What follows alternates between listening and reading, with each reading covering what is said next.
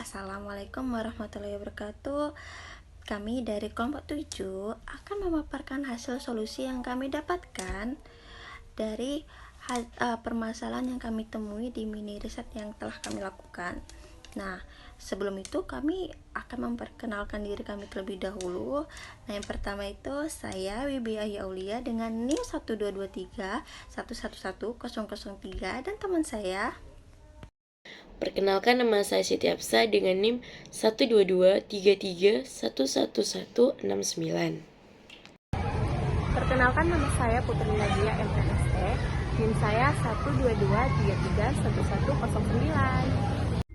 Baik, perkenalkan nama saya Rahel Nofdayanti Dabele dengan NIM 122111066. Oke, baiklah teman-teman, kami akan membahas solusi apa yang cocok untuk permasalahan yang kami temukan di mini riset kami. Nah, solusinya itu berupa strategi apa saja untuk meningkatkan keterampilan komunikasi guru dalam proses pembelajaran di kelas 6. Nah, yang pertama itu guru harus menjadi komunikator yang handal.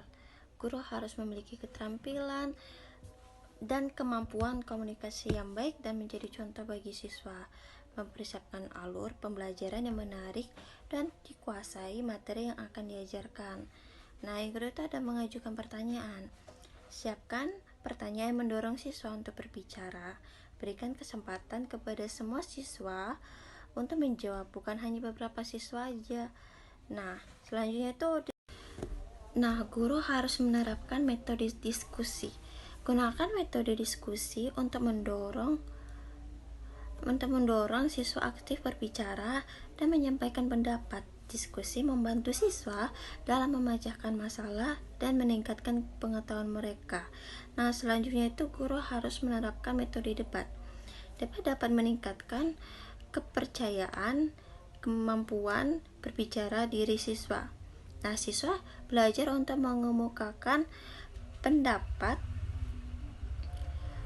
dan berargumentasi dengan baik. Selanjutnya itu guru harus menerapkan metode presentasi. Berikan tugas presentasi untuk meningkatkan kemampuan komunikasi siswa, seperti menggunakan media menarik seperti PowerPoint untuk mendukung presentasi. Nah, yang selanjutnya itu guru harus menjadi pendengar yang baik, mendengarkan dengan aktif untuk memahami pesan yang disampaikan siswa. Berikan umpan balik yang sesuai untuk meningkatkan komunikasi dua arah. Dan selanjutnya itu guru harus mendorong ekspresi nonverbal. Kembangkan kemampuan siswa untuk mengekspresikan diri melalui komunikasi nonverbal. Gunakan kegiatan seperti drama atau puisi untuk meningkatkan ekspresi siswa. Nah, selanjutnya itu guru harus memberikan umpan balik yang konstruktif yang dapat memotivasi siswa dan memperbaiki kesalahan. Berikan komentar yang membangun untuk meningkatkan kinerja siswa. Nah, selanjutnya itu guru harus melakukan pengulangan untuk membantu siswa menguasai informasi yang telah diberikan. Dorong siswa untuk berbicara lebih sering dalam setiap kesempatan. Nah, yang selanjutnya itu guru harus memilih topik yang relevan. Pilih topik yang sesuai dengan kehidupan sehari-hari siswa untuk meningkatkan minat, dan sajikan materi yang penting dan relevan agar komunikasi lebih efektif. Dan selanjutnya yaitu strategi kedua yang akan dijelaskan oleh teman saya. Strategi yang kedua adalah mengajukan pertanyaan sebagai alat untuk mendorong interaksi, pemikiran kritis, dan keterlibatan siswa dalam proses belajar. Pertanyaan dapat berfungsi sebagai jembatan untuk menggali pemahaman siswa, merangsang diskusi, dan mendorong eksplorasi lebih lanjut terhadap suatu topik.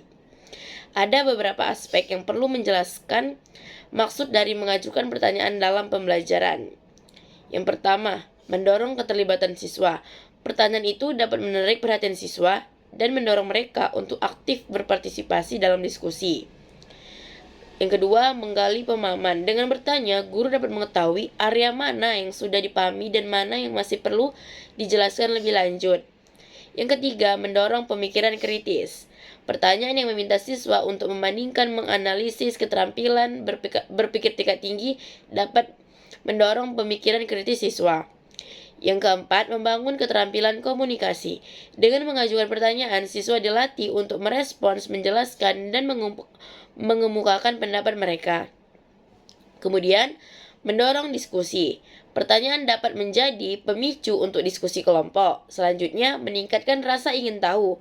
Pertanyaan yang menarik dapat membangkitkan rasa ingin tahu siswa dan mendorong mereka untuk mencari tahu lebih banyak lagi tentang topik yang sedang dibahas.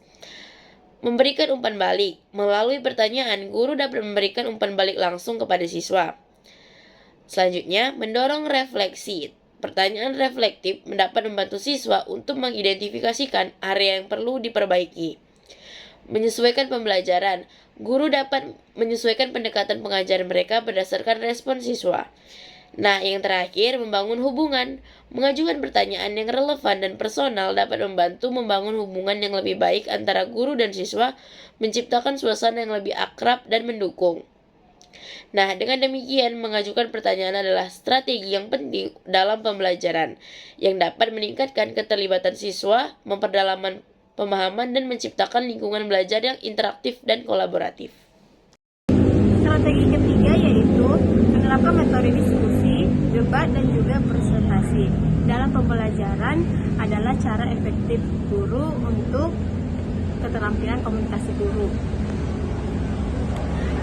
Nah, berikut penjelasan dari ketiga metodenya. Yang pertama yaitu metode diskusi. Metode diskusi yaitu melibatkan interaksi antara guru dan siswa, di mana siswa diberi kesempatan untuk berbagi pendapat, ide, dan juga mengajukan pertanyaan sesuai dengan topik yang dalam pembelajaran. Nah, diskusi itu dapat di dalam kelompok kecil dan juga di kelas. Nah, kontribusi terhadap keterampilan komunikasi guru. Guru mendengarkan dengan seksama pendapat siswa yang membantu mereka memahami perspektif yang berbeda. Guru juga mengasah keterampilan bertanya dengan mengajukan pertanyaan yang dapat mendorong siswa untuk berpikir lebih kritis dan berpartisipasi aktif. Diskusi juga mengharuskan guru untuk beradaptasi dengan respons siswa dan mengubah pendekatan mereka sesuai dengan kebutuhan. Diskusi yang terbuka dan inklusif membantu membangun hubungan yang lebih baik antara guru dan siswa. Nah, yang kedua ada metode debat. Metode debat melibatkan siswa dan dalam argumen yang berstruktur tentang suatu topik, di mana mereka harus mempertahankan posisi tertentu. Debat dapat dilakukan dengan formal dan juga informal. Kontribusi terhadap keterampilan komunikasi guru yaitu kemampuan persuasif. Guru belajar untuk menyampaikan argumen dengan jelas dan meyakinkan, serta mengajarkan siswa cara berargumentasi dengan baik. Guru juga harus mampu mengelola dinamika debat, memastikan semua siswa memiliki kesempatan untuk berbicara dan berargumen. Menghadapi tantangan, guru belajar untuk menghadapi dan merespon tantangan atau pertanyaan dari siswa yang meningkatkan kemampuan komunikasi mereka dalam situasi yang menantang. Selanjutnya yaitu ada metode presentasi, di mana metode presentasi ini melibatkan siswa dalam menyampaikan informasi atau ide di depan kelas.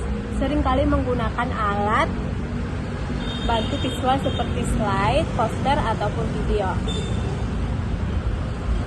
Nah, guru dapat mengembangkan keterampilan dalam menyampaikan informasi dengan cara yang menarik dan juga mudah dipahami. Melalui presentasi siswa, guru dapat memberikan umpan balik yang konstruktif, membantu siswa memperbaiki kesempatan komunikasi mereka. Penggunaan media guru belajar untuk menggunakan berbagai alat bantu visual dan teknologi untuk meningkatkan keterampilan komunikasi visual. Dengan memfasilitasi presentasi, guru membantu siswa membangun kepercayaan diri dalam berbicara di di depan. Oke, selanjutnya di sini saya akan menjelaskan aspek-aspek dan bagaimana cara mereka berkontribusi pada peningkatan keterampilan komunikasi guru. Yang pertama, menjadi pendengar yang baik. Jadi, menjadi pendengar yang baik berarti memberikan perhatian penuh kepada siswa saat mereka berbicara, memahami apa yang mereka sampaikan, dan merespon dengan cara menunjukkan bahwa pendapat dan perasaan mereka dihargai. Jadi, kontribusi terhadap keterampilan komunikasi guru, yang pertama, dengan mendengarkan secara aktif, guru dapat membangun hubungan yang lebih baik dengan siswa, menciptakan suasana yang aman dan mendukung, dan pendengar yang baik dapat menangkap kebutuhan, kekhawatiran, dan minat siswa yang memungkinkan guru untuk menyesuaikan pendekatan pengajaran mereka. Jadi ketika siswa merasa didengar, mereka lebih cenderung untuk berpartisipasi aktif dalam diskusi dan berbagai pendapat mereka. Nah, aspek yang kedua yaitu mendorong ekspresi nonverbal. Mendorong ekspresi nonverbal berarti mengajak siswa untuk menggunakan bahasa tubuh, ekspresi wajah, dan isyarat lainnya untuk mengekspresikan perasaan, pendapat, dan pemikiran mereka. Nah, kontribusinya terhadap keterampilan komunikasi guru, yaitu ekspresi nonverbal ini dapat memperkuat atau menambah makna dari apa yang disampaikan secara verbal. Guru yang memahami dan mendorong ekspresi nonverbal dapat membantu siswa menyampaikan pesan mereka dengan lebih efektif. Nah, dengan mendorong siswa untuk mengekspresikan diri secara nonverbal, guru dapat menciptakan suasana yang lebih akrab dan mendukung, di mana siswa merasa nyaman untuk berbagi. Nah, mengajarkan siswa tentang pentingnya komunikasi nonverbal membantu mereka mengembangkan keterampilan sosial mereka yang penting dalam interaksi sehari-hari.